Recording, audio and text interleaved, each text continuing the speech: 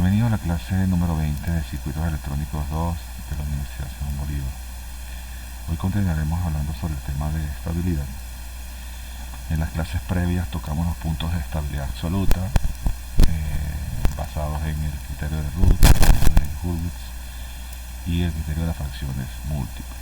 Luego tocamos el tema de estabilidad relativa y vimos cómo se trabajaba con dos parámetros que son el margen de ganancia y el margen de paso, para poder saber con más detalle cuál es la estabilidad relativa de nuestro amplificador realimentado. El día de hoy tocaremos el tema de la compensación. La compensación básicamente es cómo ajustar nuestro amplificador alimentado si la estabilidad relativa es pobre o es mala. Entonces, ¿qué hay que hacer ahí? ¿Modificamos el amplificador? ¿Cuál es la estrategia que tenemos que llevar a cabo para corregir esa situación? Eso es lo que se llama compensación. La compensación pretende no rediseñar completamente lo que ya hicimos, sino hacer ajustes en ciertos puntos para mejorar la situación que se tiene. Para ello emplearemos la compensación por ajuste de ganancia, la compensación por ajuste de la realimentación y la compensación por la introducción de un polo dominante. Veremos algunos ejemplos y la bibliografía asociada al caso. Como ya dije, pues la compensación consiste en modificar de alguna manera la estructura del sistema de control en términos generales o del amplificador realimentado en términos específicos, añadiendo algo a lo que ya teníamos, ¿verdad? Añadiendo algo a lo que ya teníamos, de tal forma de que mejore el margen de paso, el margen de ganancia, y lo tengamos en una situación, digamos, adecuada.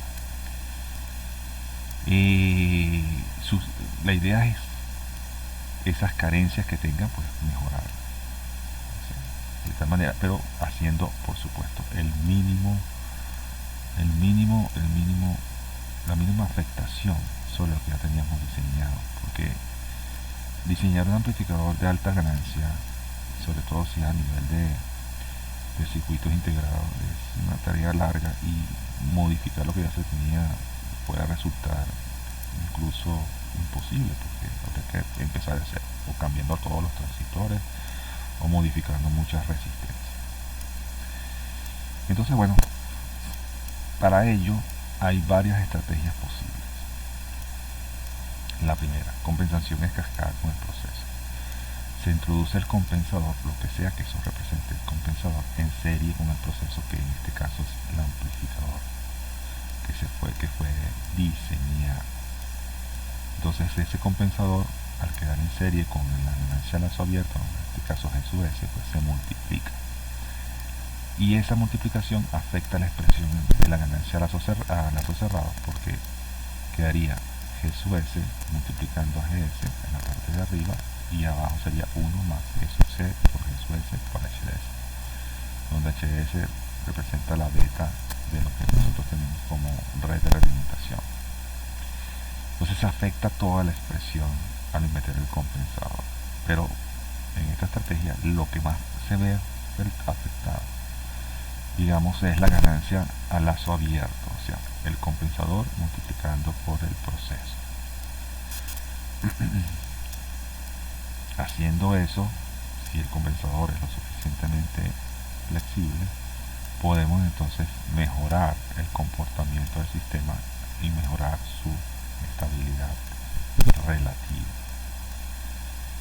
Otra técnica posible es colocar el compensador en el lazo de realimentación, no en el camino directo.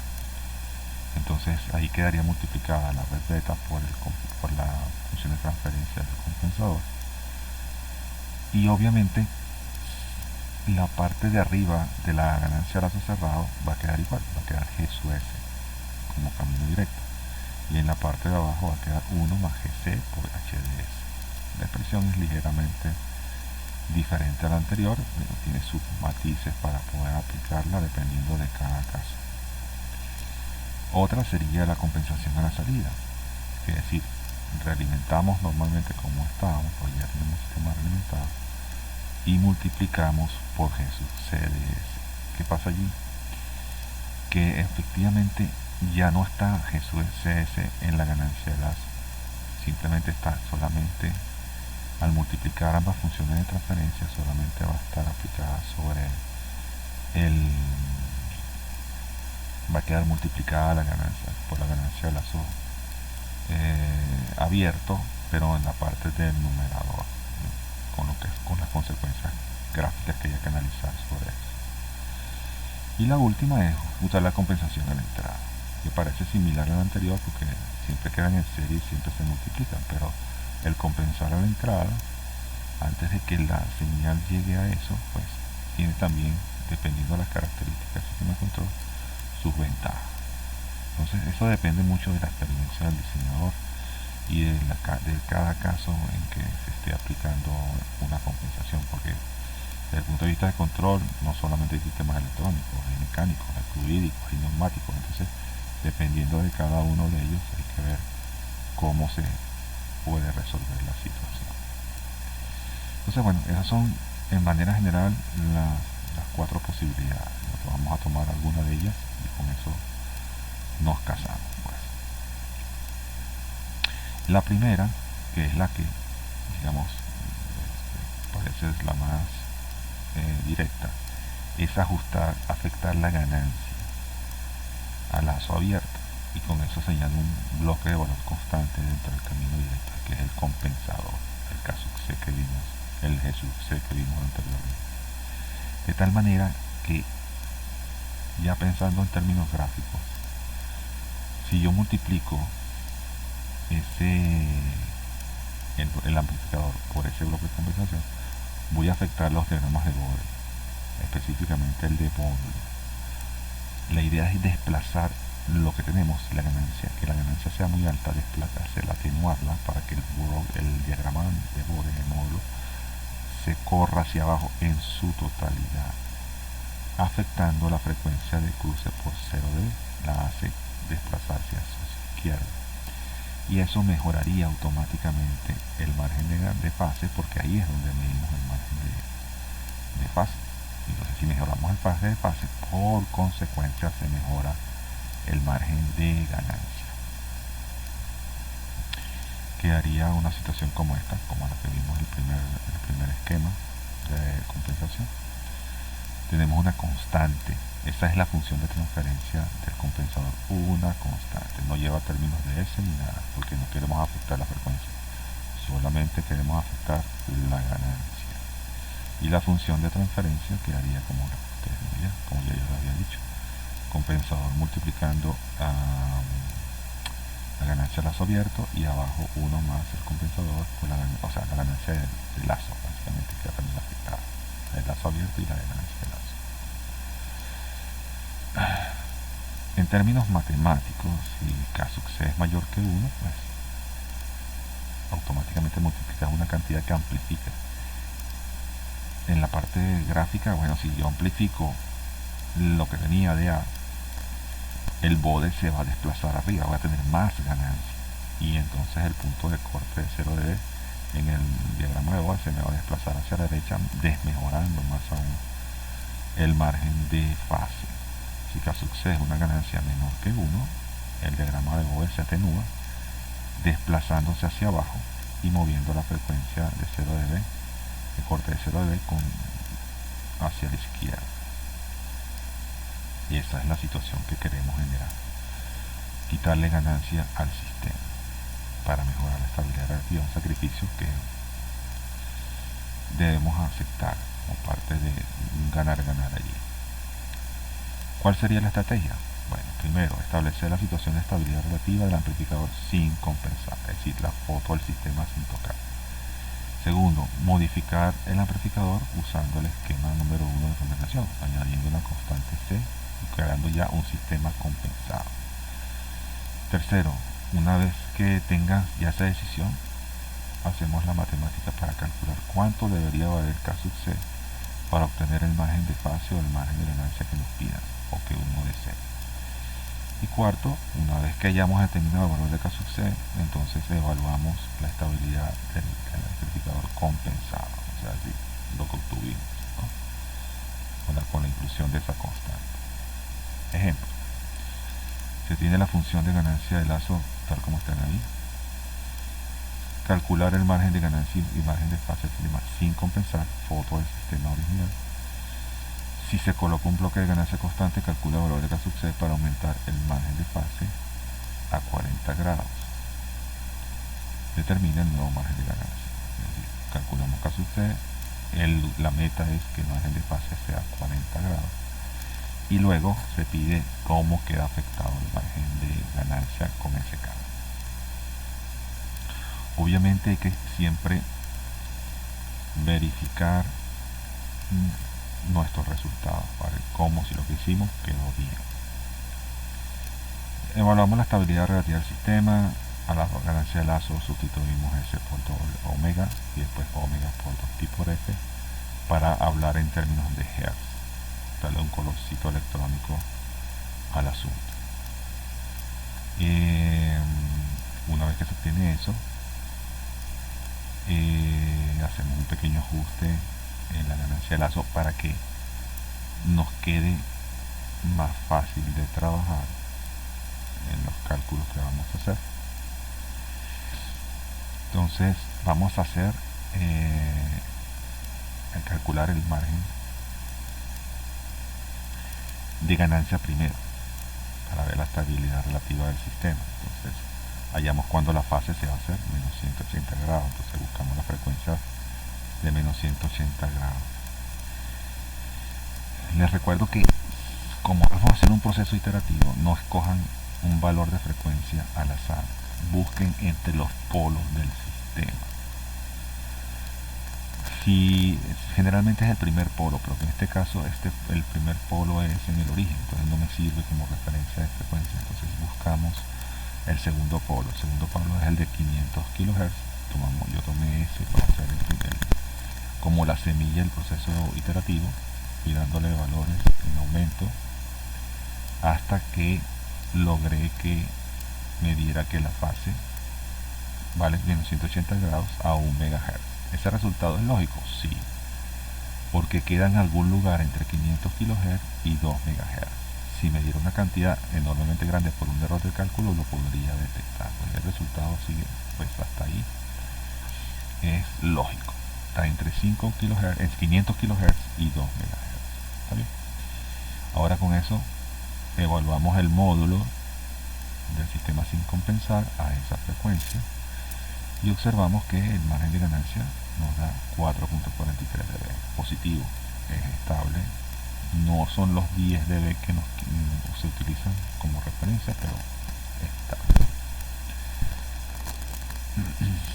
Luego que hacemos eso, nos vamos a hacer el margen de fase, vemos donde el módulo hace 0 dB, lo igualamos por simplicidad a 1 para no trabajar con logaritmos y los cálculos sean más sencillos. Como hay que hacer un proceso iterativo para encontrar la frecuencia del 0 dB, pues colocamos una semilla. En este caso yo escogí 1 MHz para empezar la evaluación y empecé a disminuir esa frecuencia hasta obtener un valor similar a 1. En este caso escogí 1.04. Obviamente se puede hacer perfeccionar, pero no tiene sentido seguir agregando valores a 750.000, 749.000, por decir algo así, porque bueno, el tiempo invertido en eso no tiene ningún sentido. Redondeamos lo más que se pueda a esa cantidad. 750, 1.04 es una cantidad buena para representar el número. Con esa frecuencia de 0D calculo cuánto vale la fase y la fase me da 13.13 grados. Es estable, no muy buena porque se quieren 45 por estándar, lo cual tiene sentido porque digamos lo que me estaba pidiendo el sistema era mejorarla, entonces pareciera que esa es la idea, de 13.3 llevarla a 40. Está bien, es un criterio para diseñar y compensar el sistema. Bueno, entonces vamos a evaluar cuánto vale la constante que me va a producir eso. Aquí verifiqué mi asunto con el eje, con una hoja de cálculo. Hago un gráfico bastante decente de esto. Observen alrededor de 1 MHz. La frecuencia de corte con el eje de 0 dB está un poquito antes de eso. Un poquito antes, está muy cerca de esa frecuencia crítica. Mientras que la de la fase ya está montada en 1 MHz. O sea, no hay mucha diferencia entre una y otra. La idea es ampliar esa diferencia, moviendo el borde, por supuesto. Y por Nyquist, bueno, verificamos efectivamente el sistema que está en amarillo en Nyquist cae antes que el punto -1, 0. Eso es una variable importante. O sea, el comportamiento da bien, no cae por -1, 0. Y está súper bien eso. Obviamente, por los valores de la frecuencia, la señal, el corte con el eje real es muy grande y nunca va a aparecer en pantalla. Pero no me interesa hacerles el zoom en esta zona. Ok, entonces vamos a ver la lógica para hacer el diseño de K. Se quiere un margen de fase de 40 grados. Si la fase es lo que nos interesa, colocar la constante, una constante positiva, la constante no afecta a la fase porque lo que añade es un 0 grados. No son como los polos o los ceros. Entonces determinamos cuál es el valor de la frecuencia de corte con 0 dB para que tener un margen de fase de -140 grados. Eso es la pista. O sea, la pista es cuánto debería valer la fase, ¿verdad? En ese punto, en este caso de 0 dB, o sea, con cuánto yo voy a mover el punto de 0 dB. Eso es lo que quiero con K. Entonces, ¿cuánto debería valer la fase? ¿Cuánto vale la fase para obtener ese margen de fase deseado? Entonces, si queremos un margen de fase de 40 grados y la fase total va a ser -180 grados, que es la referencia, yo voy a restar los 40 que me piden de los 180 grados, que es mi punto de medición. Lo que me está diciendo esto es que el nuevo punto, cuando yo multiplique K por la función de lazo abierto, va a desplazar el bode, y al desplazar el bode se va a mover el punto de corte con 0 dB. Entonces, en ese punto nuevo corte necesito tener -40 grados de fase, de tal manera que cuando saque la cuenta de margen de fase me va a dar los 40 grados. Esa es la lógica. Vamos a ver si gráficamente logro mejorar lo que quiero hacer. En este caso, busco para mi sistema compensado donde tengo, en qué frecuencia tengo lo más parecido a -140 grados. O sea, esta es mi target ahorita, ver dónde puedo conseguir -140 grados. Ok, eso lo logro a 400 Hz. Si eso se logra a 400 Hz, quiere decir que la frecuencia a la cual yo voy a medir, voy a obtener mi módulo 1, debería ser 400 Hz. Esos 400 kHz, perdón, 400 kHz. Esa es la frecuencia en la cual yo voy a obtener que el sistema pase por 0 dB, y cuando pase por 0 dB yo mido mi margen de fase y me va a dar 40 grados. Por iteración obtuve que la fase no exactamente 140, pero bueno, 139.96 es un buen valor para eso. Entonces, ¿qué hago yo? Multiplico lo que tenía T sub S por K sub C. Eso automáticamente transforma la expresión original en la expresión de la ganancia de lazo compensada, TSC. agarro y digo, bueno, eso tiene que ser igual a 1 cuando FC es 400 kHz. Evaluando todos esos valores, me da que K-sub C es 0.35. ¿Tiene sentido ese valor? Sí, porque es un valor claramente menor que 1. Si me hubiese dado un valor disparatado por encima de 1, ya yo sé que hay un error de cálculo o un error de suposición en alguna parte del proceso. Una vez que hago eso, multiplico 0.35 por todo lo demás. Como ven en la expresión de arriba, afecta el numerador y reinicio el proceso para evaluar la estabilidad relativa en base a ese K-sub C que obtuve. ¿Ok? Hago todos los pasos que hemos ya aprendido. Y luego evaluamos el margen de ganancia. Fíjense, eso como uno siempre empieza por margen de ganancia, es como una cosa procedimental que se le queda a uno en la mente. Vamos a evaluar el margen de ganancia primero, porque hemos hablado de puro margen de fase, pero ajá, ¿qué pasó con el margen de ganancia?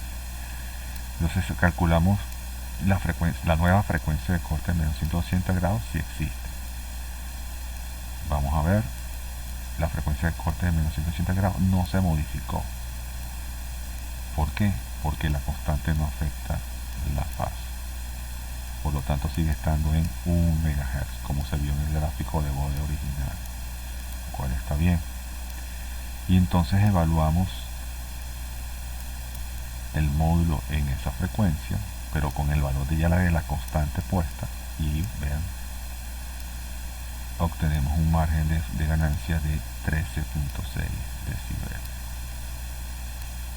Es decir, al añadir esa constante, la ganancia, como expresábamos que iba a ocurrir, el margen de ganancia mejoró a 13.6. De los 4.43 subió a 13.6, cumpliendo con el estándar. Y evaluamos ahora el margen de fase. Hallamos el nuevo punto de base por 0 dB o 1, y vean, como dijimos, queríamos que pasara por 400 kHz, y efectivamente con 400 kHz se tiene que el módulo del sistema compensado vale 1. Con esa frecuencia de 0 dB, evalúo la fase a esa frecuencia. Voilà, obtenemos un margen de fase de 40.03 grados. Es estable, no es 45 grados, pero es suficientemente cercano y cumple con las expectativas de diseño. Colocamos ahora la estructura del nuevo sistema con el compensador en serie con el amplificador. Aquí se coloca la realimentación en 1. Realimentación en 1 es el peor caso para compensar, porque tienes toda la realimentación. La señal de salida se manda completa hacia la señal de entrada para restarla. Si ustedes no conocen una referencia de beta, porque no se lo dan explícitamente, tomar beta 1 es un buen punto, porque digamos, si funciona con beta 1, funciona con todo lo demás. Más o menos ese es el criterio. Entonces asumimos que beta vale 1 y quedaría así. Hubiese puesto beta genérico porque bueno, ya estaba incluido, estaba incluido ya en la función de ganancia de láser, entonces no podíamos, como se dice, separarlo. Ok, entonces bueno, evaluamos nuestro sistema usando una tabla, una hoja de Excel. Efectivamente se cumplen los valores. Observamos el módulo del sistema compensado. Vean cuál es la diferencia ahora sobre 1 MHz. Está claramente desplazado hacia mi izquierda el borde y deja un margen importante respecto a 1 MHz. Está bien. La fase debe quedar igual porque la constante no la afecta. Ojo con eso. Y el Nyquist mejora, obviamente mejora porque hay más margen de fase. Saben, yo no sé si se lo recuerdo, el margen de fase en el Nyquist, vean donde la señal amarilla corta el eje real, ¿no? Es en menos 0, algo. La diferencia entre ese punto de menos 0, algo y el menos 1 esa distancia que hay ahí entre el menos 0, algo cuando corta la amarilla con el eje real y el menos 1 es lo que se llama margen de ganancia. Allí es el margen de ganancia.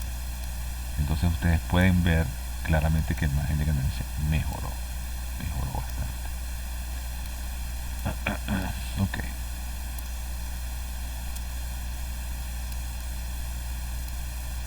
Lo que hemos estado entonces es aplicando compensación afectando la ganancia original del sistema. Otra técnica consiste en cambiar la realimentación. Entonces, el cambiar la realimentación debería mejorar la estabilidad relativa. En esta imagen vemos dos sistemas posibles, beta.2 y beta.02, y tenemos la ganancia del lazo.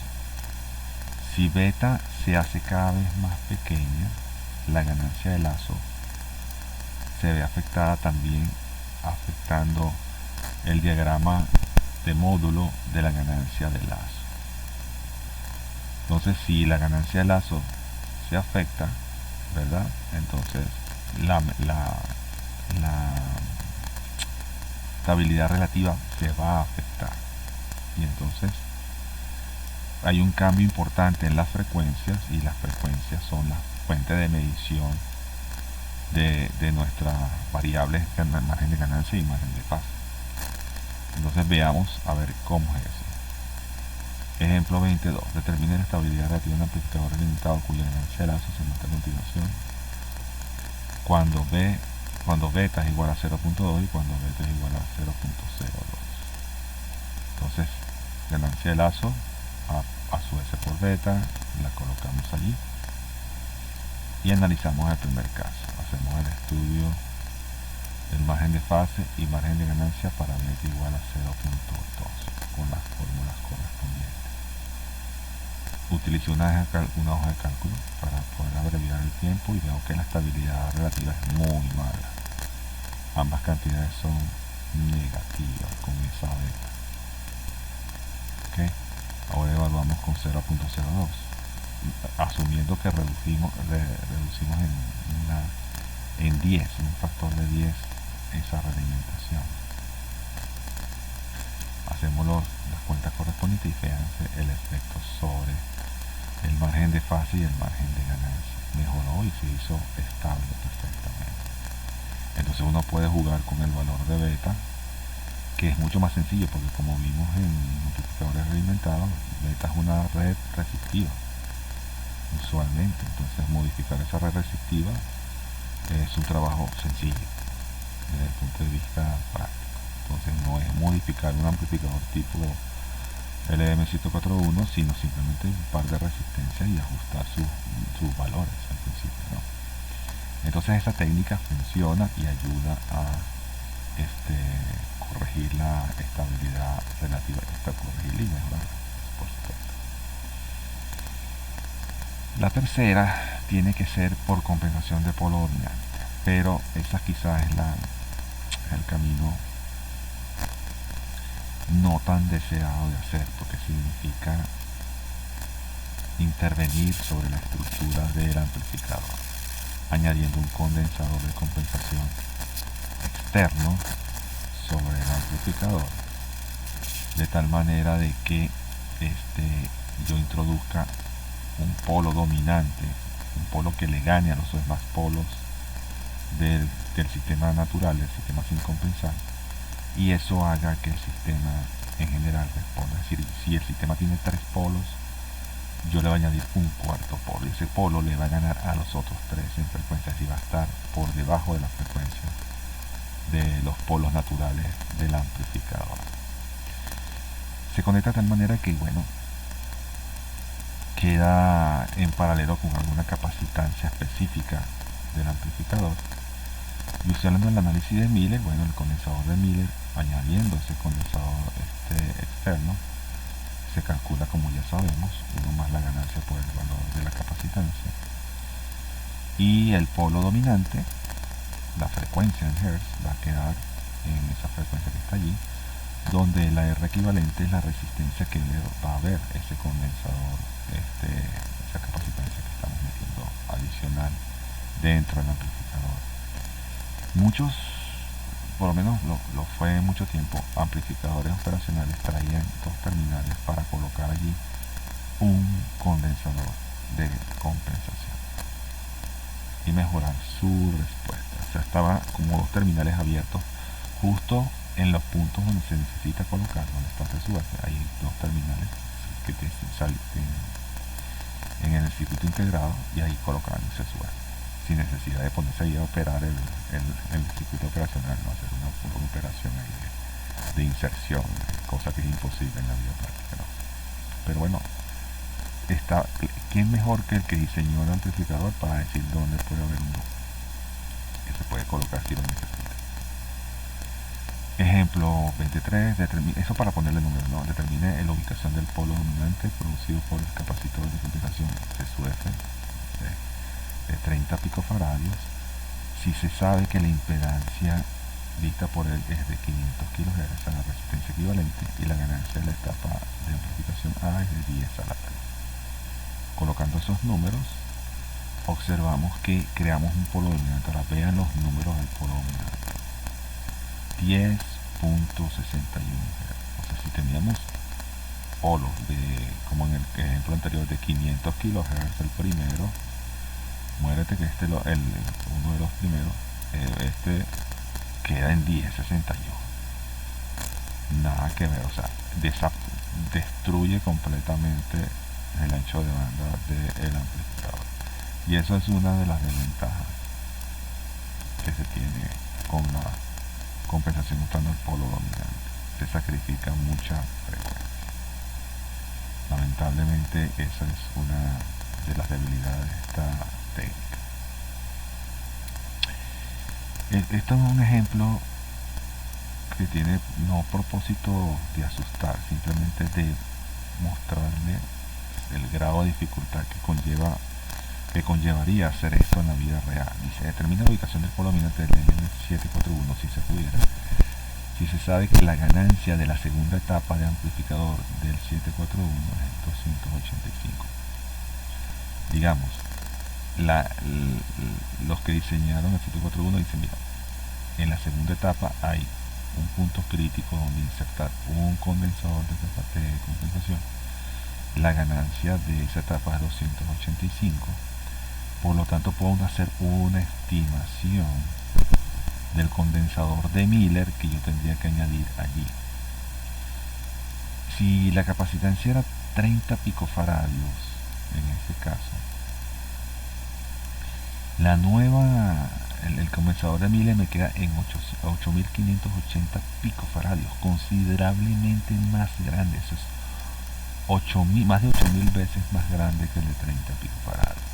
Necesariamente eso es un condensador casi de frecuencias casi que bajas, ¿verdad? Yo creo que más grande que los nanofaradios hacia pepadiojo. Y por supuesto el polo dominante va a quedar súper pequeño. Echamos un vistazo a la parte interna del 741, vemos dónde queda ese condensador CS1 de 30 picofaradios en la segunda etapa de amplificación, efectivamente. Y bueno, debe haber terminales donde ustedes pueden colocar ahí. Yo no recuerdo si el 741 los trae, pero ahí debe haber había un par de terminales de colocar, si se pudiese. Bueno, entonces, un poco la mirada a eso. La frecuencia del polo dominante sería calculada a ello, pero entonces para calcular la frecuencia del polo dominante tenemos que saber la equivalente. Entonces hay un proceso de encontrar un poco en base a la estructura del 741 los valores de esa resistencia equivalente vista hacia un lado y hacia el otro del sistema, ¿no? Entonces esa R equivalente viene siendo R01 y en paralelo con RI2, viendo que el R0 es la resistencia de salida de la etapa anterior y RIU2 es la resistencia de entrada de la etapa número 2, ¿no? En el caso de la resistencia de salida de etapa 1 hay que tomar en cuenta la resistencia de la carga activa y la resistencia R04 de uno de los transistores del par diferencial que está a la entrada. Entonces digamos que es un poco lo que habría que hacer como estrategia en base a esta estructura que está acá, estructura que podemos observar. No es un trabajo, digamos, que uno pueda, si hay que hacerlo, pueda cometer, pero con sencillez hay que analizar bien lo que se está haciendo, porque el amplificador, la primera etapa de amplificación tiene un arreglo complejo. Tiene un par diferencial, pero tiene fuentes de corriente, espejos de corriente mejorados, uno arriba, uno abajo. Por lo tanto hay que hacer un análisis bien detallado de esta estructura. Ahí está un resumen un poco de los valores que ustedes deben calcular, la resistencia intermedia de cálculo, el valor del punto de operación de la etapa en particular, de tal manera que obtenemos niveles de resistencia de la carga activa de 7.18 mega, que eso lo vimos en una de las primeras clases, donde las cargas activas tienden a mejorar la impedancia que se ve a través de ella para mejorar su factor de rechazo en modo común, CMRR. Eso era un valor deseado. Y bueno, RI2, que era la otra variable, nosotros calculamos el reactivo 1, que es hacia la parte de la etapa 1. Aquí la resistencia de entrada de la etapa 2, 4.07 mega aproximadamente. Y bueno, haciendo el paralelo de ambos, el equivalente me queda en 1.74 mega ohmios. Por lo tanto, el polo queda en 10.7 Hz, como lo habíamos predicho, por el crecimiento que se produce en la capacitancia, que teníamos de 30 picofaradios, pasó a ser 8.580 picofaradios. Entonces esa es la compensación de introduciendo un polo dominante. Se puede usar, y si te lo permite el amplificador, bueno, de repente es hasta sencillo, porque si tiene los terminales, casi que es un proceso de ensayo y error, donde uno ensaya un valor, testea el comportamiento de la rentabilidad relativa del amplificador y ver si se conduce como debería ser, de acuerdo a los parámetros esperados. Gráficamente, ¿cuál puede ser la estrategia para encontrar el valor ideal de ese polo dominante? Tiene que haber como una estrategia, no es simplemente poner cualquier condensador allí, no, tiene que haber una estrategia. Entonces, una estrategia posible es referirnos a la situación de los polos originales en esa gráfica 10 a la 4, 10 a la 5 y 10 a la 6, y una consiste en trabajar sobre el primer polo. ¿Qué significa trabajar sobre el primer polo? Ubicar el polo dominante a una frecuencia tal que cuando el polo dominante se active, esa pendiente de menos 20 dB por década cruce por 1, es decir, por 0 dB a la frecuencia del primer polo. Como ven allí, la pendiente que está en línea segmentada justo se hace 1 en 10 a la 4. ¿Qué significa esto? Que yo estoy añadiendo un cuarto polo a lo que ya tenía 3. Ahora le estoy añadiendo un cuarto polo. Entonces estoy modificando la función de transferencia de la ganancia de lazo con un cuarto polo. Quiere decir que cuando ese polo dominante se activa, va a meter sus correspondientes menos 90 grados y se les va a sumar esos 90 grados a los menos 90 grados del polo 1 y después a los menos 90 grados del polo 2 y así sucesivamente. Entonces hay como un offset de fase en todo el sistema. Hay que ver un poco las consecuencias que eso tiene sobre el margen de ganancia y el margen de fase, pero bueno, gráficamente eso es lo que esperaríamos. ¿Ok? que se produzca ese efecto sobre eso. O sea, estamos añadiendo un cuarto polo a el sistema. La segunda es, por supuesto, ni que decir que se ve que el margen el ancho de banda del sistema queda muy comprometido porque es muy pequeño. En este caso dice que 10 Hz, por ejemplo. En el segundo caso, proyectamos que el polo dominante sea de tal forma que cuando caiga menos 20 dB por década cruce por 1 o 0 dB a la frecuencia del segundo polo. O sea, eso es para ganar un poquito más de espacio en el ancho de banda. Pero si observan detalladamente, si hacemos esto, el primer polo queda anulado por completo. Y entonces pasaríamos a tener un nuevo polo 1, que es el polo dominante, luego el polo 2 original y luego el polo 3 original. El polo 1 desaparece de la función de transferencia. Esto quiere decir que la acción de meter menos 90 grados que hacía el polo 1, ahora los he sustituido por los menos 90 grados del polo 1', que es el polo dominante que introdujo. Y luego el comportamiento de fase es igual. Entonces, bueno, eso es una estrategia que hay que evaluar en cada caso, a ver cuál es su resultante, cuál es la mejor estrategia en cuanto al margen de ganancia y el margen de fase. Y obviamente que ya esto es, ya lo sabemos, por un lado, ¿verdad? Ok, se reduce la ganancia de lazo abierto. Al reducir la ganancia de lazo abierto, sabemos que por hecho de la reglamentación, el ancho de banda siempre aumenta y el producto ancho de banda por ganancia permanece constante. O sea que hay una especie de compensación tácita que ya vimos previamente. Es decir que, bueno, hay que evaluar un poco cómo queda todo. Y luego, si hay que hacer autoajuste, pues se ajusta. Eso es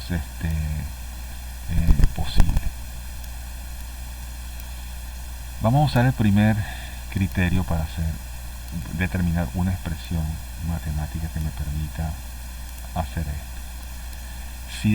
Si decidamos que la compensación sea sobre el primer polo, o sea que el polo dominante cruce por 1 en el primer polo, hacemos un estudio de las pendientes para calcular cuál sería la ubicación de ese polo dominante.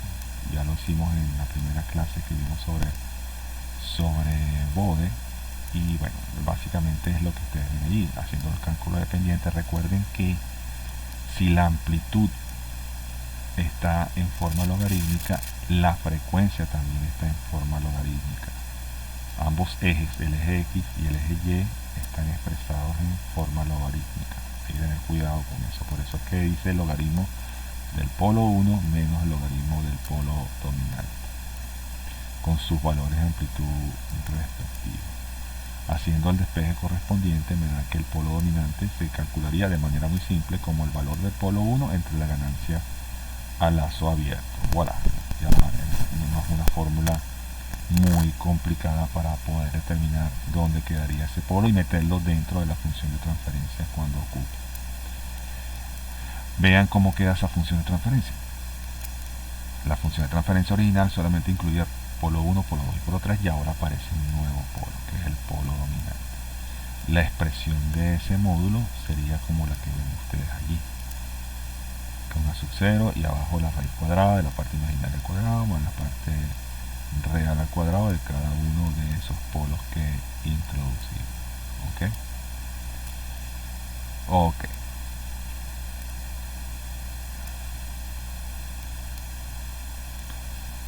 Ahora, una manera siguiente de hacerlo es, bueno, una vez que tienen ustedes esto acá, ¿verdad? Si el polo está basado en el polo 1, entonces, bueno, cuando hacemos los cálculos, la frecuencia de referencia va a ser siempre el polo 1. ¿Ok? Eso hace que la expresión de abajo sería como queda ahí en pantalla, sobre el polo 1, y el polo dominante, cuya expresión a partir del módulo sería dada por esa expresión que ustedes ven ahí. Es un poco de operación matemática. Los dos primeros términos del denominador se igualan al hacer que el polo dominante sea el polo 1. Entonces queda este término término al elevado al cuadrado, que es diferente a esto que escribimos acá. Este polo dominante, el polo 1 sobre a sub 0. Ese es el criterio 1. El segundo es buscando que el polo dominante sea igual al polo 1, que sea el nuevo polo 1 del sistema, ¿no? Entonces, meterlo por allí y nos queda que el polo dominante es ese que está allí, en esa cuenta.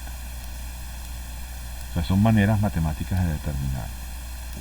En lo que se logra es un poquito más de espacio en frecuencia, tampoco es mucho, o sea, no es una ganancia muy importante. Por eso es que cuando yo trabajo en estos diseños suelo utilizar esta fórmula, porque me ahorra tiempo para hacerlo. No gano mucho nada en mejorar la calidad del diseño, a menos que la estabilidad relativa esté críticamente comprometida.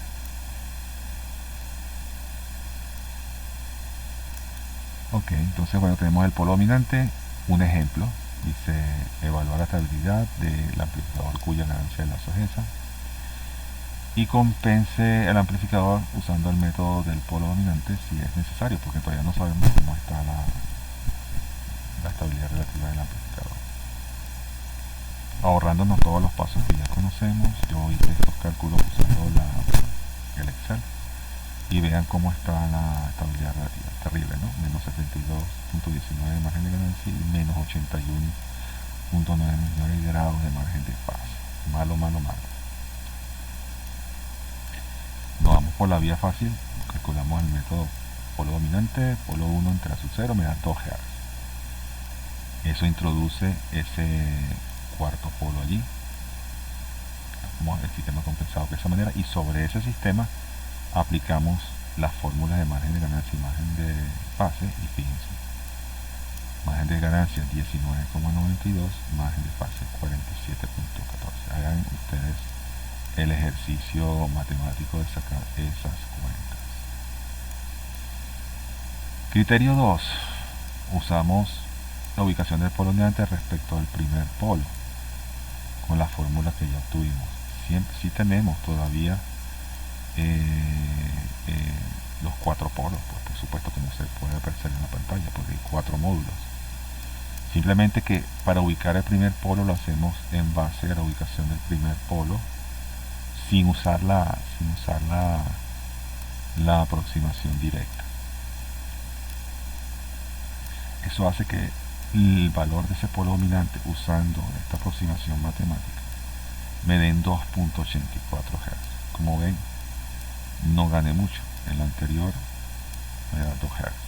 Aquí me da 2.84 Hz. Desde el punto de vista de ancho de banda, no gané nada. Por eso es que prefiero esto. Usualmente es así. La diferencia es muy poquita. Y esto y ahorra mucho tiempo. O bueno, tampoco es una ecuación ahí que ya la tenemos. No es tampoco de morirse. Entonces bueno, eso es un poco lo que es la compensación de polo dominante. Ubicar dónde está el polo y evaluar. Entonces si sacan esta cuenta y evalúan el margen de fase, el margen de ganancia, pues terminan todo su proceso. Una vez que tengamos eso, nos queda bueno la representación del margen del sistema perpetual compensado. Ahí tenemos margen de ganancia 16,87 y margen de fase 38,72. El anterior 19, aquí 16, bajamos, aquí tenemos margen de fase 47.14, aquí tenemos 38.72. Entonces fíjense que el primer método nos dio mejor que el segundo. Chequen estos resultados si quieren como práctica de lo que es margen de fase y margen de ganancia. Bueno, las referencias son las mismas, pero básicamente he utilizado parte de las gráficas del libro de Richard Duff y Robert Bishop de Sistemas Modernos de Control, de la editorial Prentice Hall Capítulo 9, porque es un libro de sistemas de control.